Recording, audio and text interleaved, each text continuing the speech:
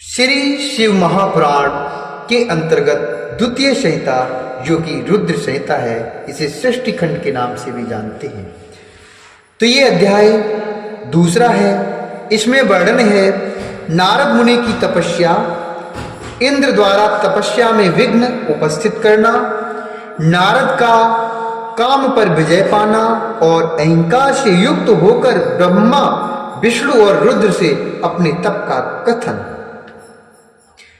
सूत जी बोले, एक ईश्मन समये विप्ता नारदो मुनिषत्तमः ब्रह्मपुत्रो विनीतात्मा तपो अर्थम मन आदधे। सूत जी बोले, हे मुनियों, एक समय की बात है, ब्रह्मा जी के पुत्र मुनि शिरोमणि विनीत चित्त नारद जी ने तपस्या के लिए मन में विचार किया। हिमालय पर्वत में कोई एक परम शोभा संपन्न गुफा थी। हिम शैली गुहा काचिदेका परम शोभना यत समीपे सुर नदी सदा बहति वेगता। हिमालय पर्वत में कोई एक परम शोभा संपन्न गुफा थी, जिसके निकट देव नदी गंगा जी निरंतर वेग पूर्वक बहती थी। वह एक महान दिव्य आश्रम था। तत्राश्रमो महादिव्यो नाना शोभाशं निवतः तपो अर्थम सययो तत्र नारदो दिव्य दर्शनः तत्र नारदो दिव्य दर्शनः।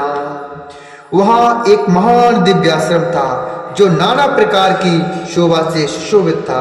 वे दिव्यदर्शी नारद जी तपस्या करने के लिए वहां गए।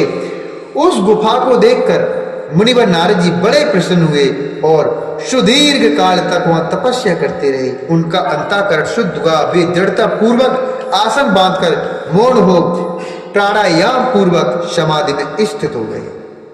हे ब्राह्मणों, उन्होंने वह समाधि लगाई जिसमें ब्रह्म का साक्षात्कार कराने वाला अहम ब्रह्मास्मि, मैं ब्रह्म हूं, यह विज्ञान प्रकट होता है। मुनिवर नारद जी जब इस प्रकार तपस्या करने लगे, तब देवराज इंद्र कांप उठे और मानसिक संताप से व्याकुल हो गए। वे नारद मुनि मेरा राज्य लेना चाहते हैं। मन ही मन ऐसा सोचकर इंद्र ने उनकी तपस्या में विघ्न डालने के लिए प्रयत्न करने की इच्छा की। उस समय देव नायक इंद्र ने मन से कामदेव का स्मरण किया। स्मरण करते ही समान बुद्धि वाले कामदेव अपनी पत्नी रति के साथ आ गए। आज गाम दुर्तम कामः समाधीर महेशियुतः। आए हुए कामदेव को देखकर कपट बुद्धि देवराज इंद्र शीघ्र ही स्वार्थ के लिए उनको संबोधित करते हुए कहने लगे। इंद्र बोले, मित्रवर्य महावीर सर्वदा हितकारक सुड़ प्रीत्या वचो में त्वं कुरु शाय मात्मना। सुड़ प्रीत्या वचो में त्वं कुरु सायये मात्मना। इंद्र बोले, मित्रों में श्रेष्ठ हूं। इंद्र बोले, मित्रों में श्रेष्ठ।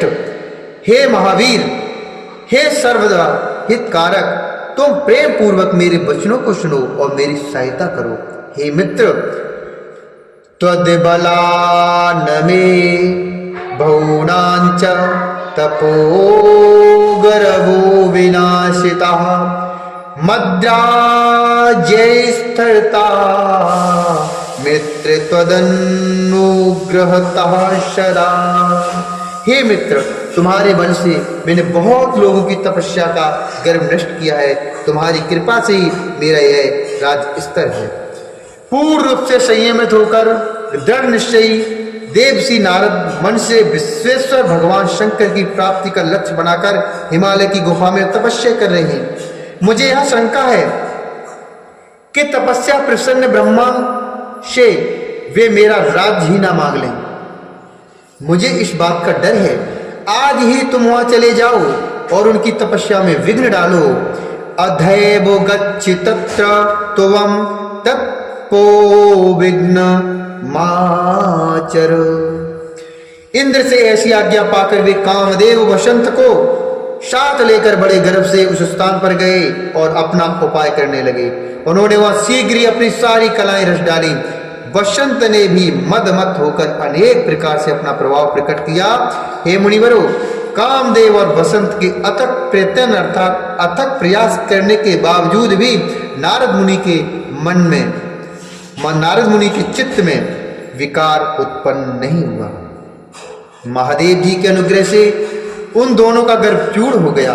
हे शौनक आदि महर्षियों, ऐसा होने में जो कारण था उसे आदरपूर्वक सुनो। महादेव जी की कृपा से ही नारद मुनि पर कामदेव का कोई प्रभाव नहीं पड़ा। पहले उसी आश्रम में कामशत्रु भगवान शिव ने उत्तम तपस्या की थी और वहीं पर उन्होंने मुनियों की तपस्या का नाश करने वाले कामदेव को शीघ्र ही भस्म कर डाला था। उस समय रति ने कामदेव को पुनः जीवित करने के लिए देवताओं से प्रार्थना की। तब देवताओं ने समस्त लोगों का कल्याण करने वाले भगवान शंकर से याचना की। इस पर वे बोले, हे देवताओं, कुछ समय व्यतीत होने के बाद कामदेव जीवित तो हो जाएंगे, परंतु यहां उनका कोई उपाय नहीं चल सकेगा।